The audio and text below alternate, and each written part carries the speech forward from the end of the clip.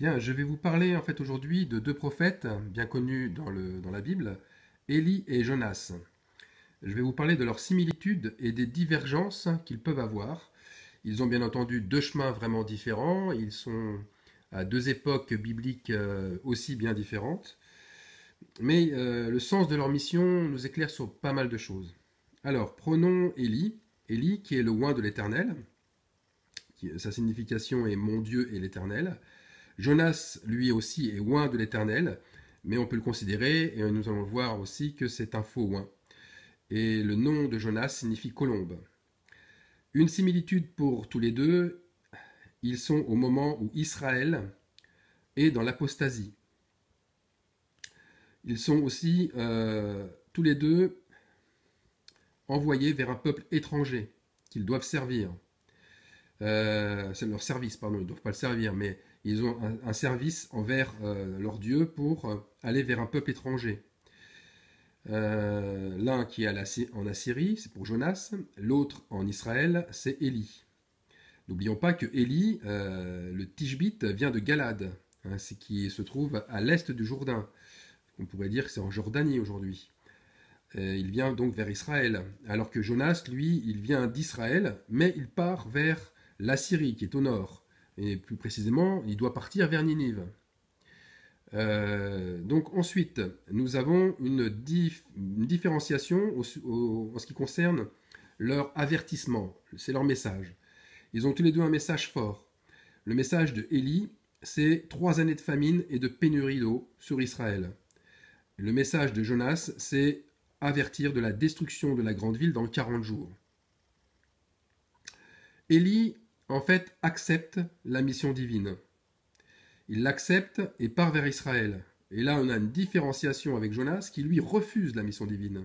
Il désobéit et plutôt que partir vers Ninive, il part à l'opposé vers Tarsis, carrément de l'autre bout de la Méditerranée. Tarsis qui signifie aussi au bout du monde. Alors, la fuite d'Élie et la fuite de Jonas semblent identiques. Tous les deux s'en vont. Tous les deux fuient. Là où les choses sont bien différentes, c'est dans le mobile. La fuite d'Élie, c'est à cause de la persécution. C'est pour échapper à la colère de Jézabel et de l'armée du roi Akab. Alors que la fuite de Jonas, elle a pour cause sa désobéissance, pour échapper à la colère divine. Nous avons donc un fruit pour les deux. Le fruit de la persécution pour notre prophète Élie. Ce fruit de la persécution, c'est la fuite dans le désert. Alors que le fruit de la désobéissance pour Jonas, c'est une tempête en pleine mer. Nous voyons tout de suite que Élie est protégé par Dieu.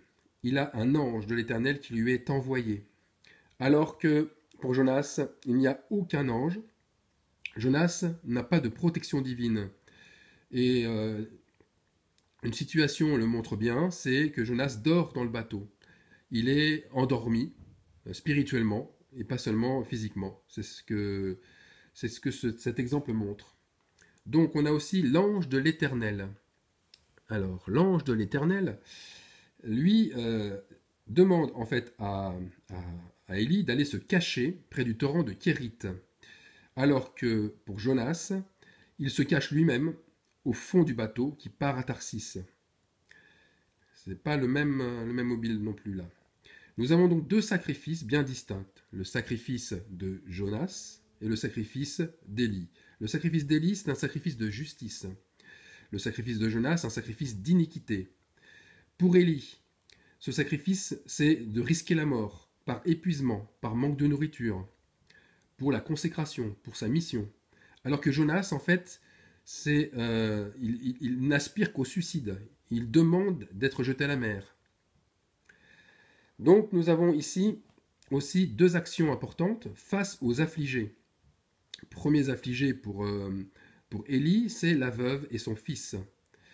Tous deux d'ailleurs vont offrir un sacrifice de louange avec de la farine et de l'huile.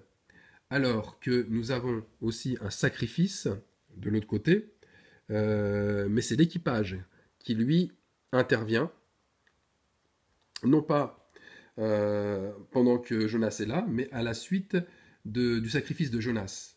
Eux, ils vont offrir un sacrifice.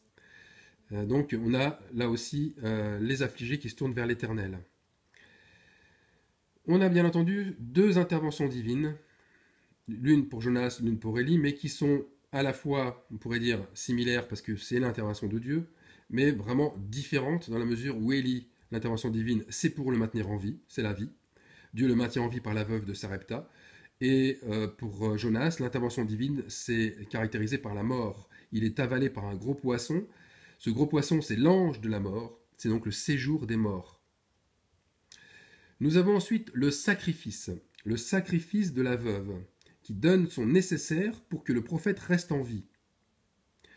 Alors que, de l'autre côté, l'équipage ne se sacrifie pas, c'est Jonas qui se sacrifie pour que l'équipage reste en vie. Il y a bien une différence là, qui est même en opposition avec celle d'Élie.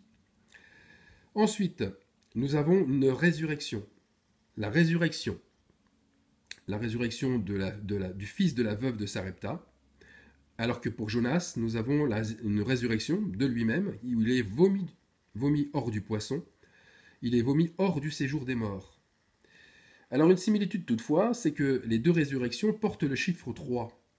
Le fils ressuscité de la veuve de Sarepta, après que Élie se soit étendu 3 fois sur lui, alors que Jonas, lui, ressuscite après 3 jours et 3 nuits. Ensuite, on a aussi ce terme de prophète de malheur qui est un petit peu similaire dans les deux.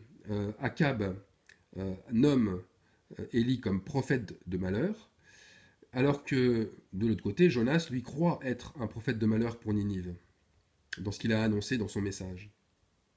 Il ne croit pas du tout à la délivrance du peuple. Nous avons bien entendu encore une deuxième délivrance. Deuxième délivrance, cette fois-ci d'un peuple beaucoup plus nombreux. Nous avons la délivrance du peuple israélite sur le mont Carmel par Élie, par le feu de l'autel.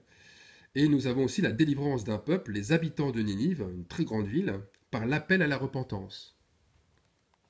Je crois que c'était plus de 120 000 personnes d'ailleurs. Ou 12 000 personnes, dans 12 000 personnes. Alors nous avons ensuite une caractéristique intéressante, c'est la fuite des faux prophètes de Baal, à la suite justement de la délivrance du peuple, qui partent en courant, poursuivis bien entendu par le peuple. Ça c'est pour Élie. De l'autre côté, c'est pas le peuple de Ninive qui s'enfuit, là c'est Jonas qui s'enfuit comme un faux prophète, puisque Jonas, on voit bien là, c'est un faux prophète, et il part s'exiler vers une cabane loin de Ninive. Enfin, nous terminons par la dernière caractéristique, c'est que les faux prophètes pour Élie sont rattrapés par le peuple et sont exterminés, ils sont tués. Alors que pour Jonas, Jonas, lui, est rattrapé non pas par un peuple rebelle, mais par son mauvais cœur. Il s'irrite et réclame la mort une deuxième fois. Donc nous allons conclure en montrant 5 caractéristiques. 5 caractéristiques importantes.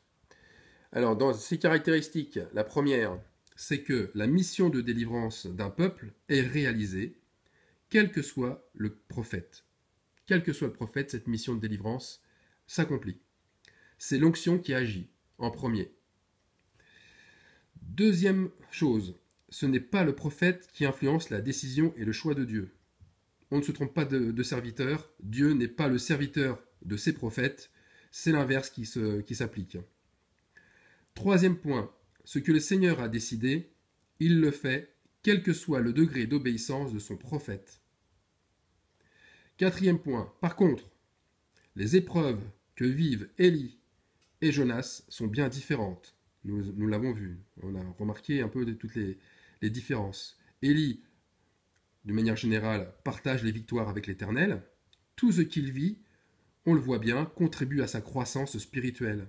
Alors que pour Jonas, il est constamment rattrapé par les œuvres de sa chair, par sa désobéissance, qui le rendent malheureux, qui le plongent dans la détresse, et pour finir, il va chercher la délivrance dans la mort. Cinquième et dernier point. Élie échappe 2 fois à la mort grâce au service des autres. Grâce au service des autres qui sont des anges pour lui. On a vu qu'on avait l'ange de l'Éternel qui est intervenu, et en deuxième partie, la veuve qui est intervenue aussi. Jonas connaît donc, lui, 2 fois la mort. Il est le sacrifice.